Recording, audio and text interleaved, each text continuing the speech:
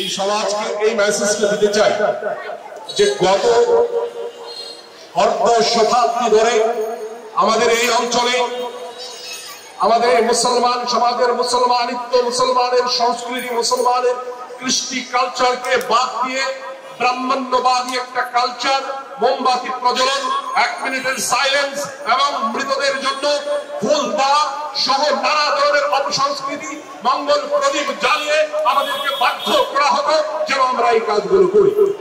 আজকে আমরা এখানে এই গণকুরআন খতমের মাধ্যমে এই জাতিকে, এই জাতির কর্মভাবের এই মেসেজ দিতে চাই যে মুসলমানদের জন্য, এই দেশের জন্য, এই জাতির জন্য, শহীদের জন্য আমাদের চিন্তা চেতনায় মরণে আমাদের যে কুরআন, সেই কুরআনের কাছে আমাদের ফিরতে হবে। কুরআনের মাধ্যমেই তাদের জন্য আল্লাহর কাছে সাহায্য চাইতে হবে।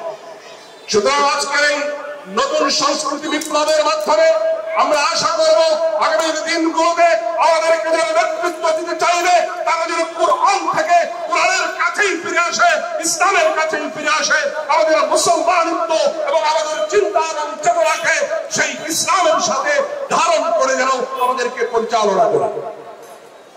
আজকে এইখানে আমরা এখান থেকে প্রত্যাশা করব যে আমাদের রাষ্ট্র যেন আমাদের স্কুলগুলোতে কুরআন তিলাওয়াতকে বাধ্যতামূলক করে আমাদের শিশুদেরকে যেন কুরআনের শিক্ষা আলোকিত করে।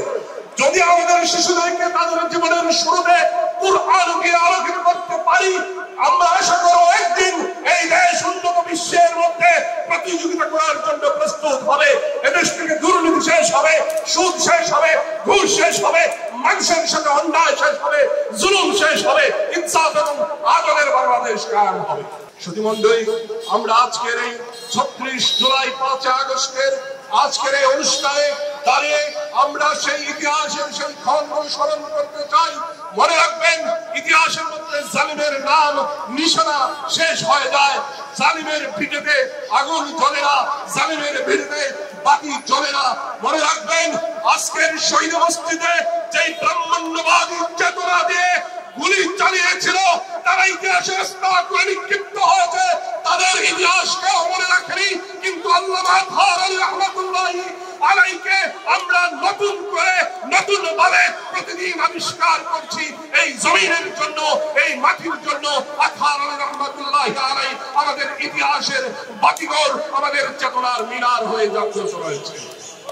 সুধীমণ্ডলী, আমরা যদি দেখি বাংলাদেশের মুসলমানদের মধ্যে মুসলমানদেরকে অত্যাচার করতে করতে জমিদাররা এমন ভাবে অত্যাচার করেছিল, মুসলমানগণ তাদের বাড়ির সামনে দিয়ে গরম পায়ে দিয়ে হেঁটে যেতে পারত না, ছাতা মাথায় দিয়ে হেঁটে যেতে পারত না।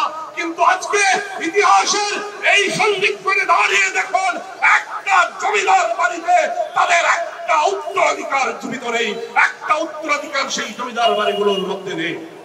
সুতরাং আজকে যারা এই জালিমের প্রেতাত্মারা, জালিমের দূষণেরা মনে করছেন আবার এই জুলাইয়ের চেতনাকে মিটিয়ে দিয়ে নতুন করে ফিরে আসবে, মনে রাখবেন জালিম কখনো ফিরে আসতে পারে না। জালিম তার সর্বোচ্চ নিয়ে পালন করে, জালিমের নাম মনে থাকে না। জালিমের বিরুদ্ধে যারা লড়াই করে, যারা রক্ত দেয়, যারা শহীদ হয়, তারাই ইতিহাসে স্মরণীয় হয়, তারাই ইতিহাসে বর্ণনীয় হয়। আজকের ইতিহাসে, আজকের এই কুরআন খতমের মাধ্যমে আমরা আবার স্মরণ করে দিতে চাই, জালিমের জায়গায় এই মাটিটা হবে না। এই মাটি ইসলামের, এই মাটি আনন্দের, এই মাটি মুসলমানের, এই মাটি ইনসাফের, এই মাটি ন্যায়ের, এই মাটি আদর্শের। এই মাটির মধ্যে যারা জুলুম কায়েম করতে চায় তারা ধ্বংস হবে, ধ্বংস হবে, ধ্বংস হবে।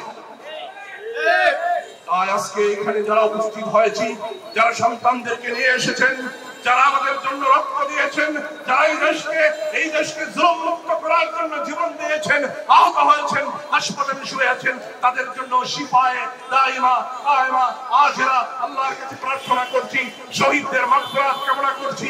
আর আজকে যারা এখানে উপস্থিত হয়েছে সবাইকে আন্তরিক ধন্যবাদ ও কৃতজ্ঞতা জানিয়ে আমি আজকের মতো আমার কথা এখানেই শেষ করছি। আসসালামু আলাইকুম ওয়া রাহমাতুল্লাহ।